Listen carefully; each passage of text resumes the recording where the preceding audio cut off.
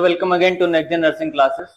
तो हम आज स्टार्ट करने वाले हैं दो इम्पोर्टेंट टॉपिक के बारे में, जो है यहाँ पे 1 मार्क्स के क्वेश्चन बहुत अच्छे से बनते हैं। तो इसमें हमें देखना है दो टॉपिक कौन कौन सा। जो पहला टॉपिक है इसमें Maslow hierarchy theory, Maslow hierarchy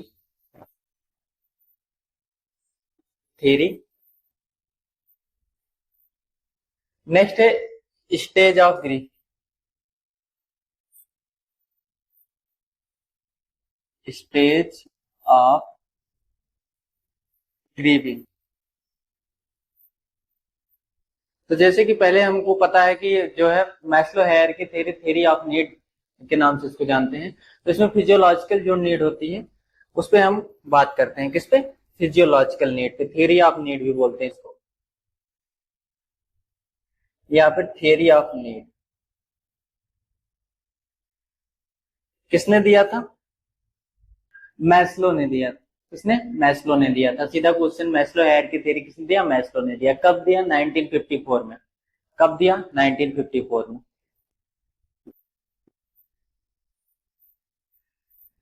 अब उसके बाद इसमें हम देख लेते हैं क्या क्या चीजें हमें देखने को मिलती है।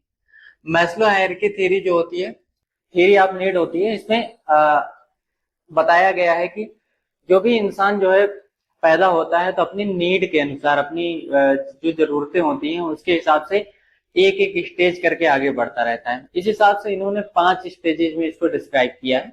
तो 5 स्टेज के बारे में इन्होंने बात की है। तो एक एक करके हम 5 स्टेज के बारे में बात करेंगे।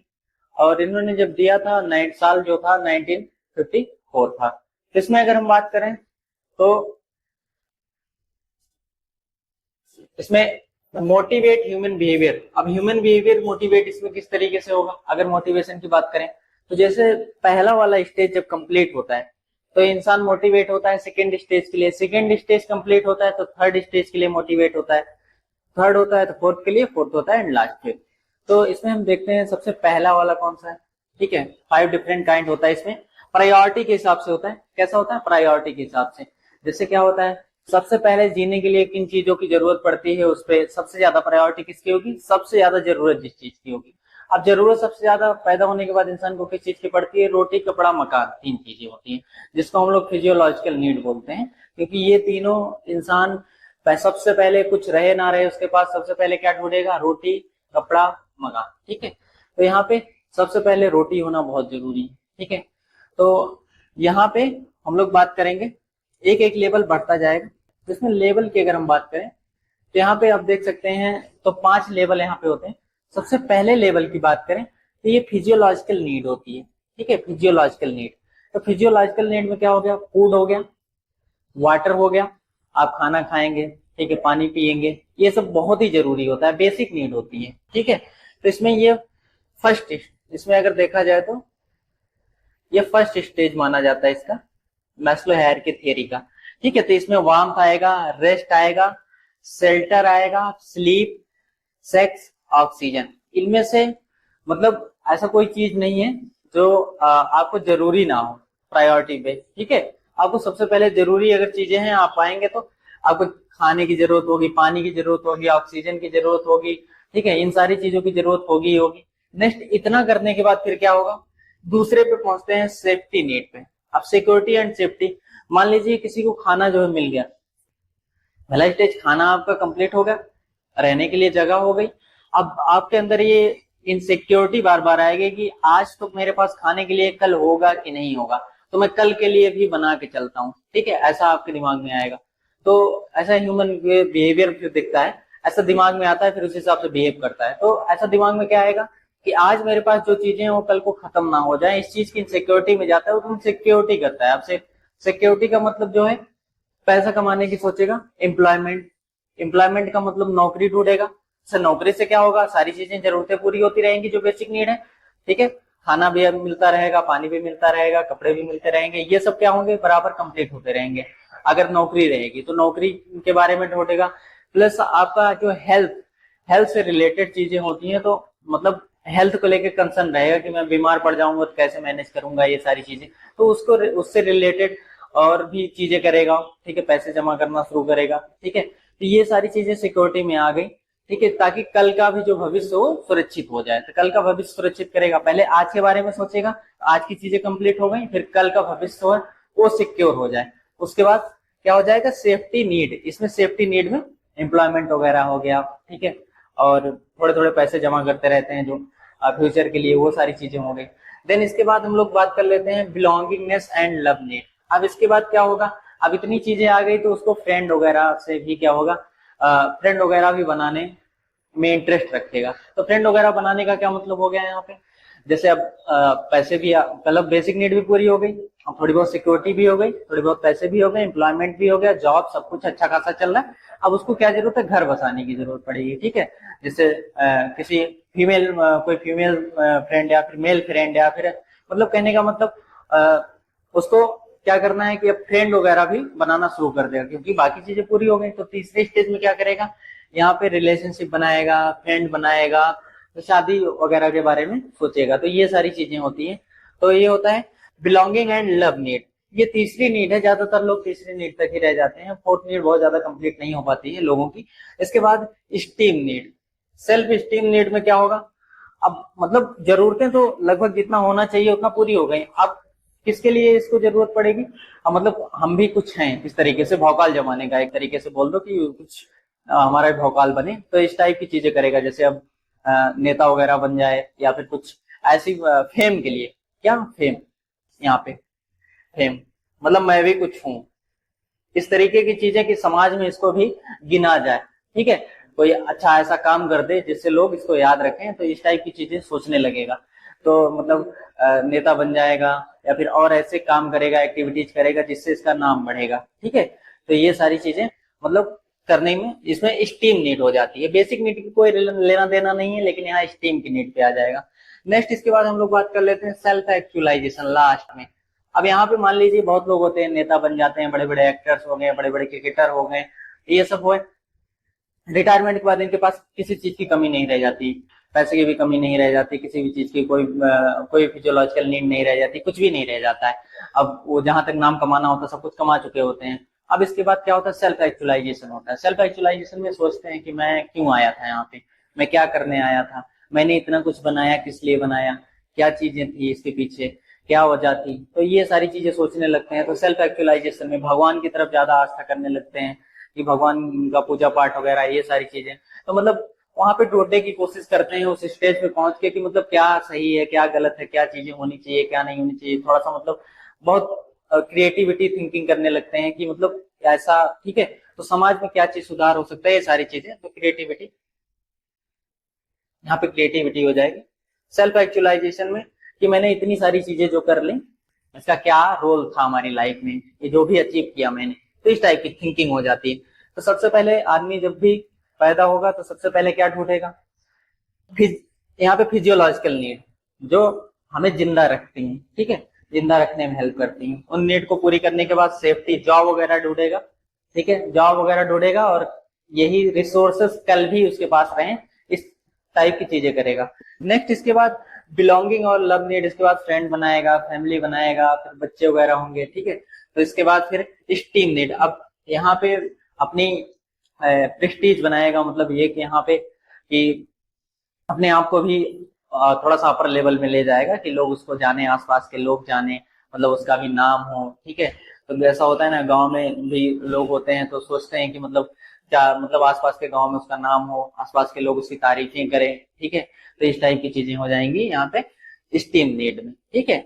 और इसके बाद सेल्फ एक्चुअलाइजेशन लास्ट में, फिर उसको मतलब बहुत ज्यादा किसी चीज से फर्क नहीं, क्योंकि सारी चीजें मिल चुकी होती हैं, तो वही हो जाता है कि मतलब मकसद क्या था लाइफ में आने का। तो इस टाइप की थिंकिंग हो जाती है। तो इसमें अगर हम बात करें तो lowest level of need, highest level of need, ठीक है।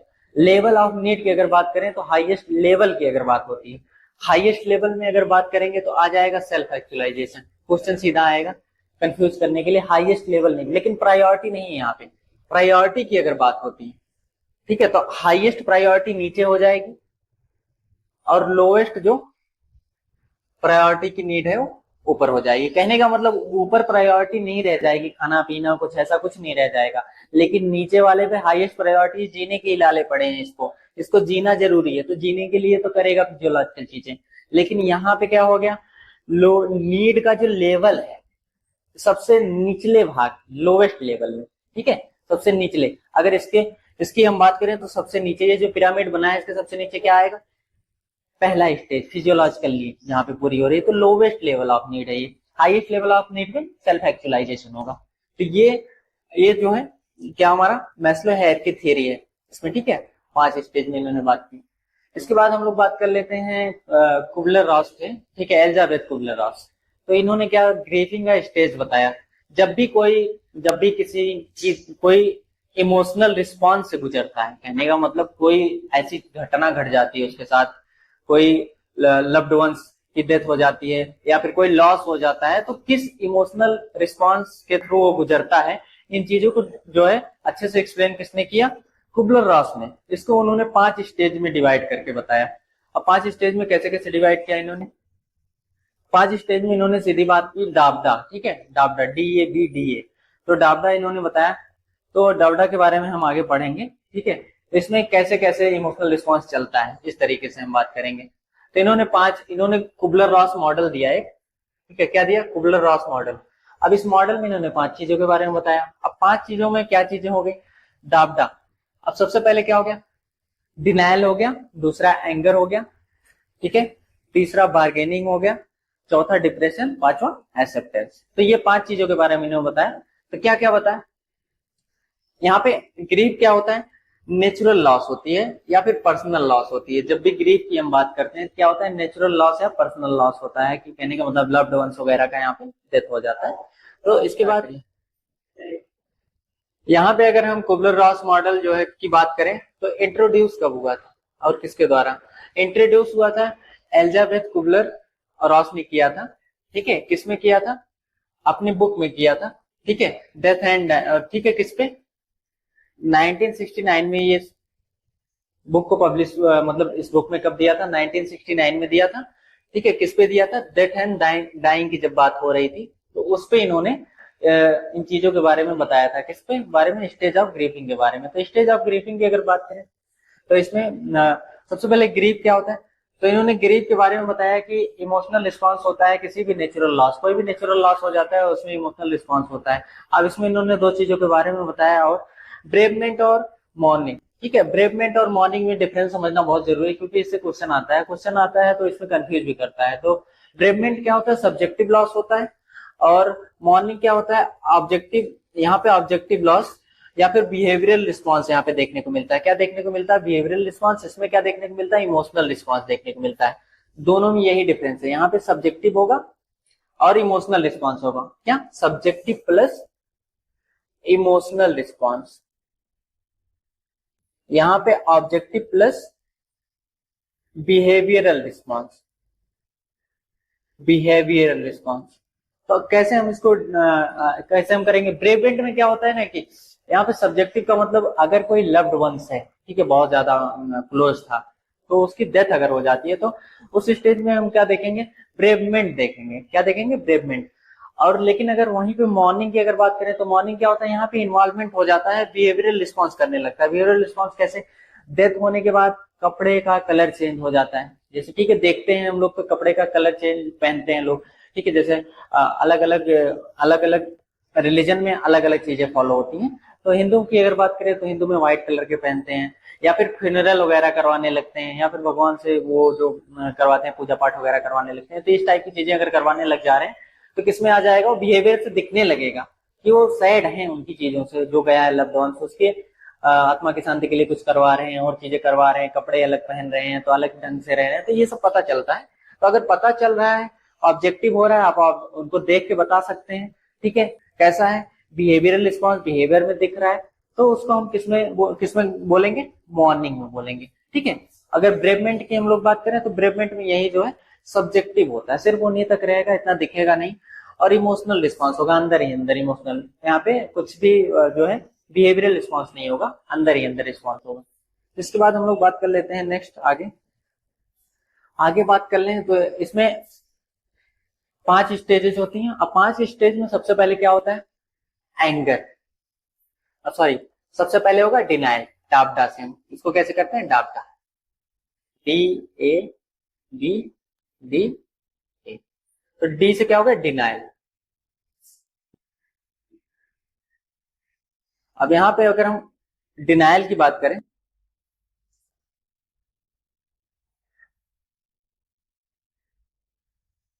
अब यहां पे अगर हम डिनाइल की बात करें,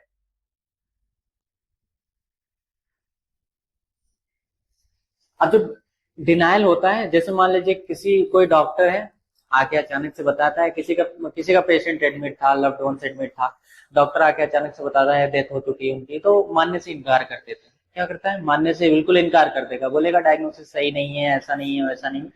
तो क्या होगा यहाँ पे, डिनाइल मतलब यहाँ पे रिफ्यूज कर देगा रियलिटी को। क्या करेगा, रिफ्यूज करेगा किसको, रियलिटी को। जो भी रियलिटी रहेगी उसको मानने से क्या करेगा, इनकार कर देगा। ठीक है, बिल्कुल मानेगा ही नहीं कि ऐसा हुआ है। ठीक है, इसके बाद दूसरा है एंगर।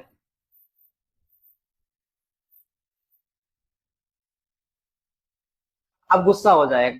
गुस्सा होने का क्या मतलब, लॉस हुआ उसका, पहले तो क्या हुआ, माना ही नहीं उसने। नेक्स्ट गुस्सा, गुस्सा मतलब फ्रस्ट्रेशन, किस चीज की फ्रस्ट्रेशन आ जाएगी किसी के अंदर, हर कोई लॉस से गुजरता है तो फ्रस्ट्रेशन हो जाता है। फ्रस्ट्रेशन में हमें क्या चीज देखने को मिलती है, फ्रस्ट्रेशन में बोलेगा कि मैं ही क्यों, मेरे साथ ही क्यों। ठीक है, ऐसा मेरे साथ ही क्यों हो रहा है और किसी के साथ नहीं, मतलब उसको ऐसा लगेगा कि मेरे साथ ही हमेशा मैं ही फंसता हूँ, हमेशा मेरे साथ ही होता है, ऐसा बार बार क्यों हो रहा है मेरे साथ। ठीक है, तो वाई मी, बार बार सवाल करेगा गुस्से में, वाई मी सवाल पूछेगा भगवान से और लोगों से, तो क्यों। ठीक है, इसमें अपने ऊपर की मतलब बार बार इसके साथ हो रहा है, इस तरीके की चीजें करेगा। ठीक है, तीसरा हो जाएगा बार्गेनिंग। अगर हम बार्गेनिंग की बात कर लें तो बार्गेनिंग में बचने की कोशिश करता है। अब भगवान से क्या होता है कि जैसे किसी का लॉस हो जाए या किसी की चीजें बहुत सही नहीं चल रही है, लॉस बहुत ज्यादा हो चुका है, तो वो कहता है कि भगवान मेरा सब कुछ सही कर दो, मैं आपके लिए पूजा पाठ करने लगूंगा, हर मंगलवार का व्रत रखूंगा, हर सैटरडे का व्रत रखूंगा, या भगवान से बार्गेनिंग करेगा। तो बार्गेनिंग किससे, ऐसी ऐसी टाइप से होने लगेंगी बार्गेनिंग कि जो भी चीजें हैं मैं आपके लिए ये करूंगा, आपके लिए वो करूंगा। ठीक है, हर एक चीज मतलब बहुत सारी चीजें, लोग भी ऐसा करते हैं, आपने देखा होगा। तो बार्गेनिंग करने लगते हैं कि मेरी चीजें सही हो गई तो मैं और भी चीजें करूंगा, भंडारा करूंगा, ये करूंगा, वो करूंगा। तो ये चीजें हो गई बार्गेनिंग। नेक्स्ट इसके बाद यहाँ पे बार्गेनिंग के बाद यहाँ पे डिप्रेशन वाली फेज आती है। क्या आएगी, सबसे खतरनाक और सबसे लंबी चलती है। ठीक है, तो डिप्रेशन में क्या होता है, यहाँ पे बिल्कुल अलग हो जाएगा, आइसोलेटेड हो जाएगा।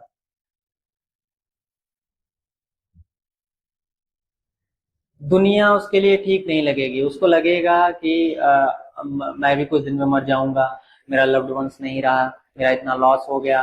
ठीक है, डिप्रेशन में जाएगा, सैडनेस, एक्सट्रीम सैडनेस में चला जाएगा, किसी चीज में उसको इंटरेस्ट नहीं रहेगा, नो इंटरेस्ट। ठीक है, मतलब धीरे धीरे एकदम इंटरेस्ट खत्म हो जाएगा।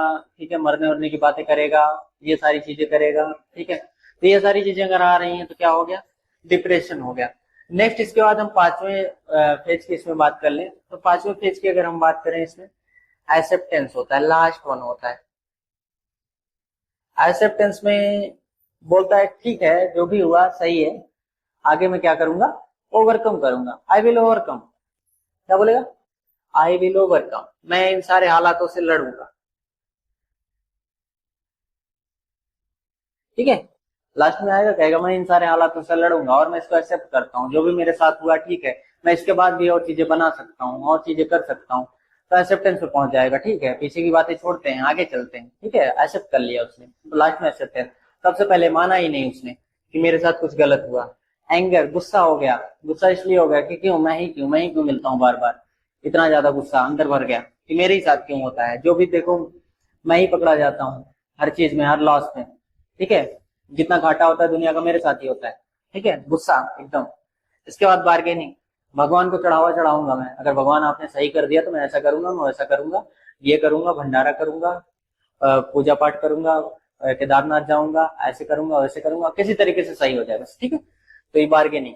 उसके बाद डिप्रेशन। डिप्रेशन में क्या होता है कि ये बहुत ही मतलब कट ऑफ करने लगेगा, सोसाइटी से कट ऑफ करने लगेगा, किसी को पसंद नहीं करेगा, बातचीत नहीं करेगा, ये सारी चीजें उसके साथ होने लगेंगी। नेक्स्ट पांचवा एक्सेप्टेंस। एक्सेप्टेंस में कहता है ठीक है जो हुआ हो गया, अब आगे की जो चीजें होनी है वो मैं अच्छे से करूंगा और मैं ओवरकम कर ही लूंगा, ठीक है, जो भी लॉस हुआ उसको मैं कवर कर लूंगा। तो ये सारी चीजें जो है, तो इसमें 5 स्टेज के बारे में बताया। किसने बताया? कुबलर रॉस ने बताया, ठीक है। क्वेश्चन आता है ऐसे सीधा, ठीक है। और इससे पहले हमने बात कर ली, इसमें क्वेश्चन जो सीधा आता है ब्रेवमेंट और मॉर्निंग में। ब्रेवमेंट सब्जेक्टिव होता है, इमोशनल रिस्पॉन्स होता है, और मॉर्निंग क्या होता है? ऑब्जेक्टिव होता है, और यहाँ पे फिजियोलॉजिकल रिस्पॉन्स होता है या बिहेवियरल रिस्पॉन्स होता है। हम लोगों ने प्रायोरिटी नीड के बारे में भी बात कर ली, ठीक है, इसके बारे में। तो इसमें क्वेश्चन इसमें इंपॉर्टेंट आएगा हाईएस्ट प्रायोरिटी, लोएस्ट प्रायोरिटी। तो लोएस्ट प्रायोरिटी में सेल्फ एक्चुअलाइजेशन होगा, हाईएस्ट प्रायोरिटी में सबसे पहला होगा क्या? Physiological need. अब अगर हम बात करें लोवेस्ट लेवल, लेवल यहाँ पे लेवल क्या होता है? नीचे का लेवल, ऊपर का लेवल, एक एक करके सबसे नीचे वाला लेवल, फिर ऊपर वाला लेवल, फिर और ऊपर वाला, फिर और ऊपर वाला। तो पांचवा लेवल है, जैसे गेम खेलते हैं ना, नीचे वाला लेवल। तो गेम में सबसे लोवेस्ट लेवल कौन सा होता है? नीचे वाला होता है, सबसे पहले जहां से हमने शुरुआत की। तो यहाँ पे लोवेस्ट लेवल अगर पूछ रहा है तो सबसे शुरुआती वाली चीज पूछ रहा है। अगर हाईएस्ट लेवल पूछ रहा है तो सबसे ऊपर वाली पूछ रहा है, ठीक है। ये ऐसा इसी में कंफ्यूज करने के लिए पूछा, ठीक है। तो आपको कंफ्यूज नहीं होना है, गेम की तरह सोचना है। जैसे आप गेम खेलते हैं पहला लेवल, तो पहला लेवल पार किया तो लोवेस्ट लेवल था, हाईएस्ट लेवल पे पहुंचे तो हाईएस्ट लेवल एकदम ऊपर वाला लेवल जहां आपने फतह कर लिया। अब तो आपको किसी चीज की जरूरत नहीं, ठीक है। लेकिन सबसे ज्यादा जरूरत अगर आपको किसी चीज की होगी तो हाईएस्ट लेवल, यहाँ पे हाईएस्ट प्रायोरिटी नीड हो जाएगी, सबसे पहला आएगा प्रायोरिटी के बेसिस पे, तो पहला ये आएगा, ठीक है। उसके बाद लोएस्ट पे आएगा ऊपर वाला। तो ये क्वेश्चन कंफ्यूज करने के लिए बन सकता है। तो आज की क्लास हम यहीं समाप्त करते हैं, मिलते हैं नेक्स्ट क्लास के साथ। अगर आपकी कोई डाउट है, क्वेरी है, उसको आप कमेंट सेक्शन में डाल सकते हैं। Thank you so much video को पूरा देखने के लिए।